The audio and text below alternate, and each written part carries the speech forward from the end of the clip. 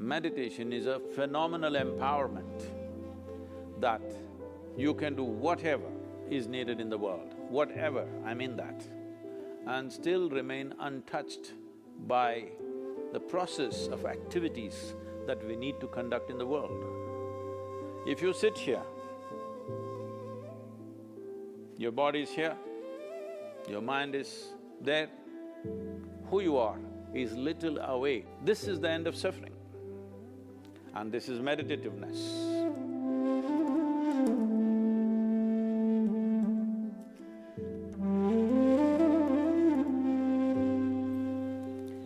Namaskaram.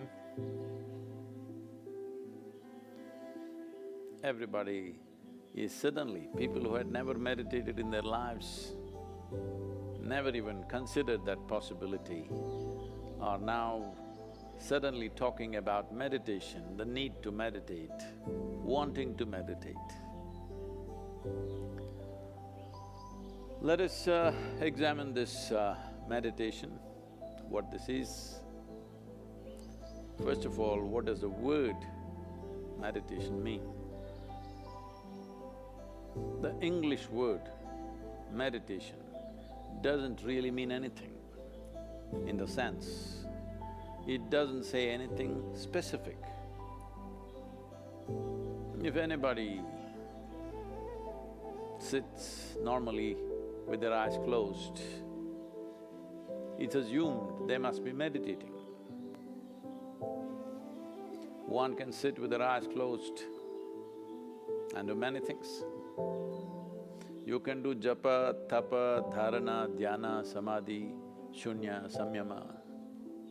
Or you might have just mastered the art of sleeping in vertical postures.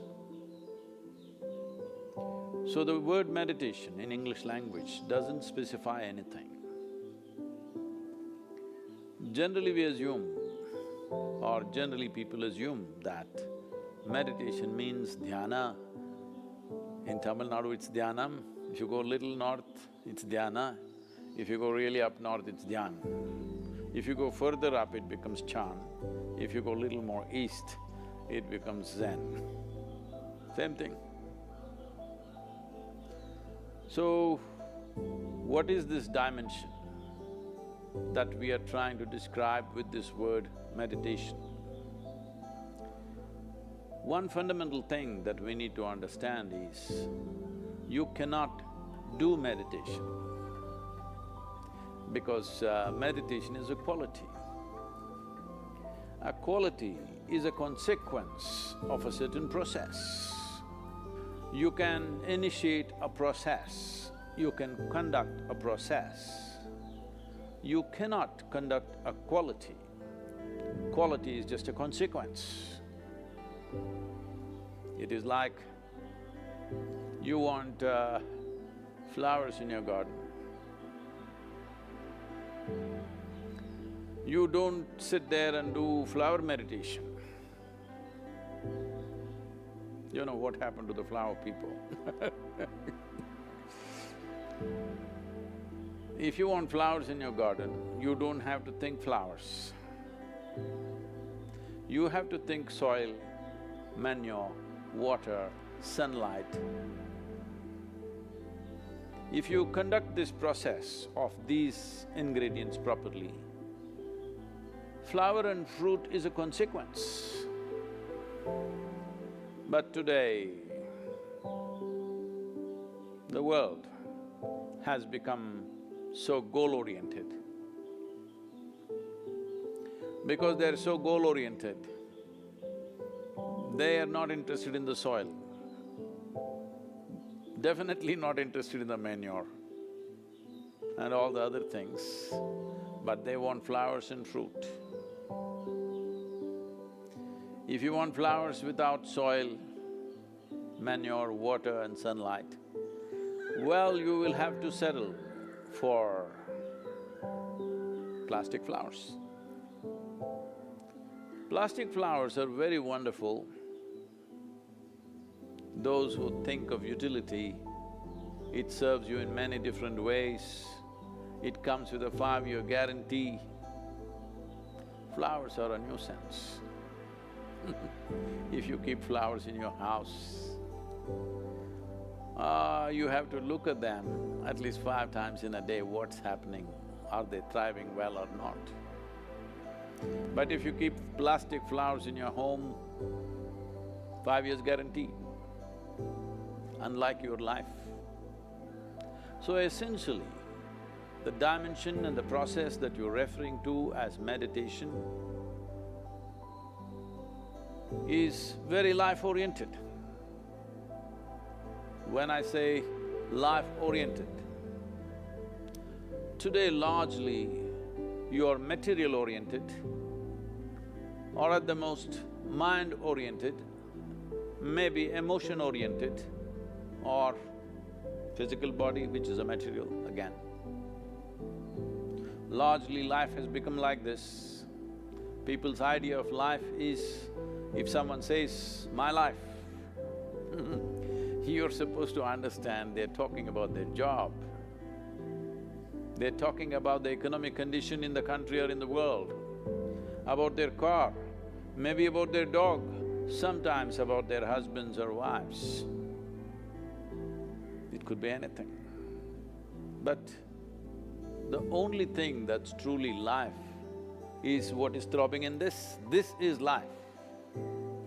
The rest are arrangements that we have made, hoping that these arrangements will allow us to enhance our life. Whether it's education, career, relationships, marriage, children, wealth, whatever. All these things one is after only in the hope that it will enhance our life.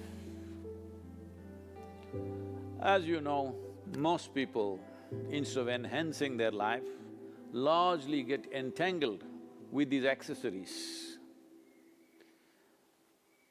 Accessories have become larger than the life process. Well, I think in a very cruel way. The virus is bringing focus on the life. You suddenly understand your expensive home has become a prison. Your expensive car is as good as junk because you can't drive it, at least for some time. So now naturally a whole lot of people are asking all over the world, how to meditate, what should I do? As I said, you cannot meditate, but you can become meditative because it's a quality. If one cultivates their body, mind, emotion and energies to a certain level of maturity, you will be naturally meditative 24 hours of the day. Meditation is not an impairment, that if you're meditative, you have to close your eyes and be limited to one place. Meditation is a phenomenal empowerment that you can do whatever is needed in the world, whatever, I mean that. Whatever is needed in the given situation and still remain untouched by the process of activities that we need to conduct in the world. This empowerment or without this empowerment, in fact a human being is crippled because if what you have to think, feel, understand and act in the world is going to rub off on you in such a big way, naturally you will hesitate to do what is needed. Naturally you will avoid doing things that need to be done. In a way, the moment you are in a state where your own activity and the activity of the world around you and the activity of your mind and your emotion, once they are impacting you every moment of your life, then in some way you will cripple yourself because naturally you would want to keep the scale of your life very limited because activity, thought, emotion, involvement with life can cause enormous amount of suffering. Once there is fear of suffering, knowingly or unknowingly, you will limit the scope and possibilities of your life. Meditation means just this, in a very simple way if we have to put it. If you sit here, your body is here, your mind is there, who you are is little away from these two dimensions of physical body and mental accumulations. These two accumulations of body and mind, if a little space arises between you and this is the end of suffering. And this is meditativeness.